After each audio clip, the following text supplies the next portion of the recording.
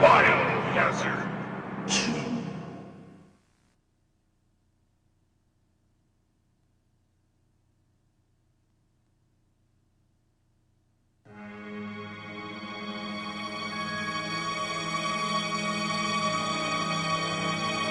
The setups that we had, we were in this real jailhouse, which is abandoned, but very spooky environment.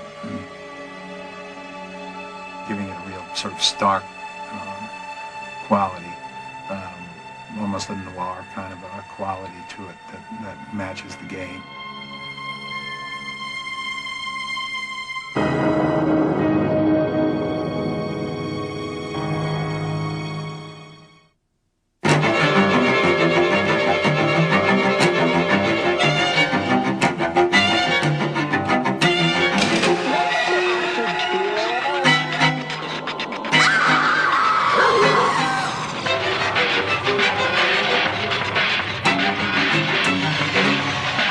Biohazard 2.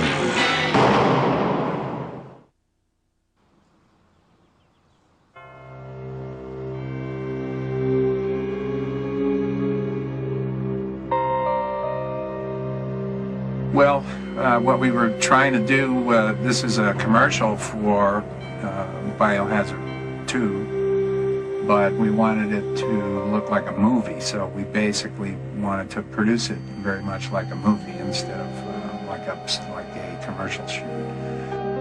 It's fabulous. I mean, I love making the movies, and it's great that there's a game which is, it's like a flashback to that genre, and it's, I can feel maybe a little bit like I had some influence on it, and so I feel very flattered, And it was just like a small motion picture shoot with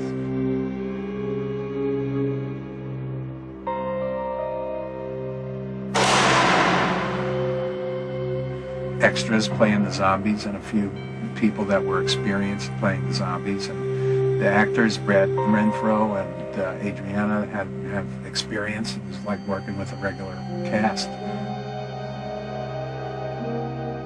Oh wow, yes. Some chick player, badass chick player, goes and gets to shoot all these zombies and stuff, and she's just this superhero. So, I mean, for aesthetic, just for for the graphic aesthetic. And so Peter and I just talked about keeping it clean and making it look, like old Hollywood almost. And that's pretty much the way.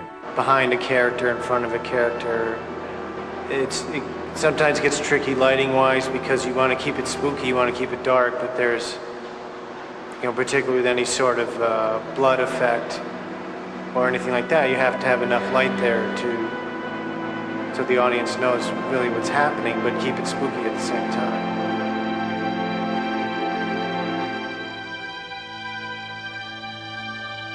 Screaming Mad George was fabulous. I mean, the zombies, he made some really terrific zombies for us. I just wish we could have given them more screen time. Well, now, zombie is something that is very, in a way, it's so overdone. And I usually tends to do something that is more in the surreal stage. So, and then, trying to make something very different from anybody's done, same genre.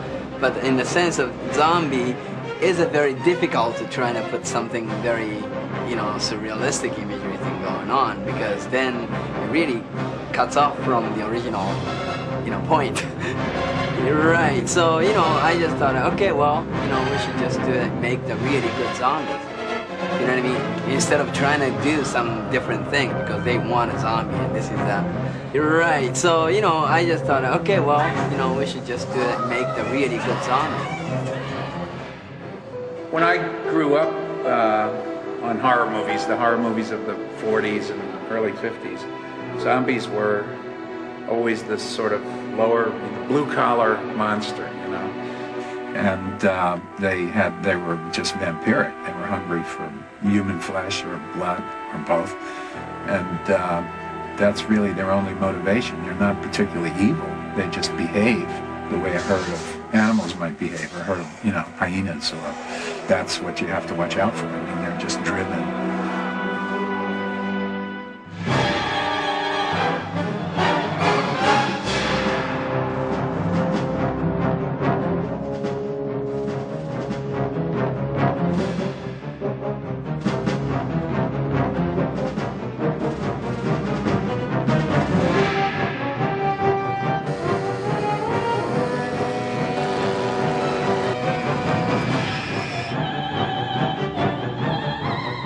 Well, it's funny when you get a bunch of zombies in a room.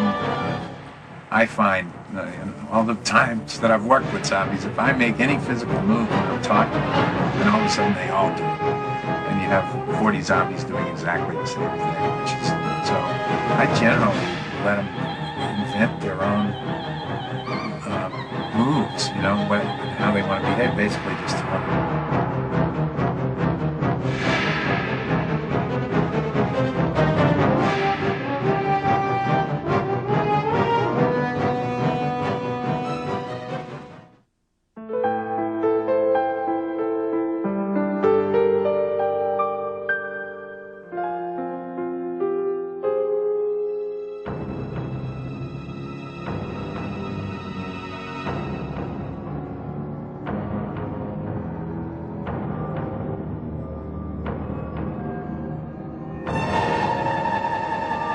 What's that?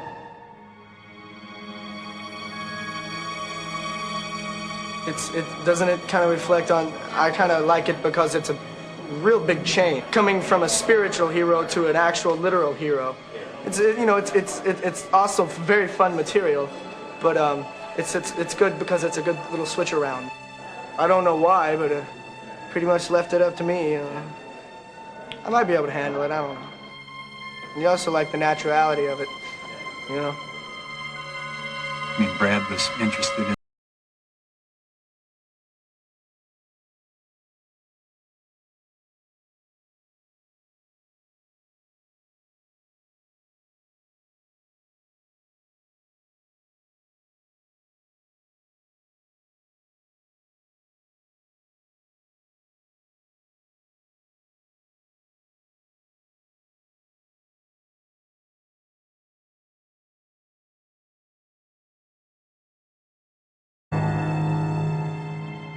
Yeah, we're good. That's all right.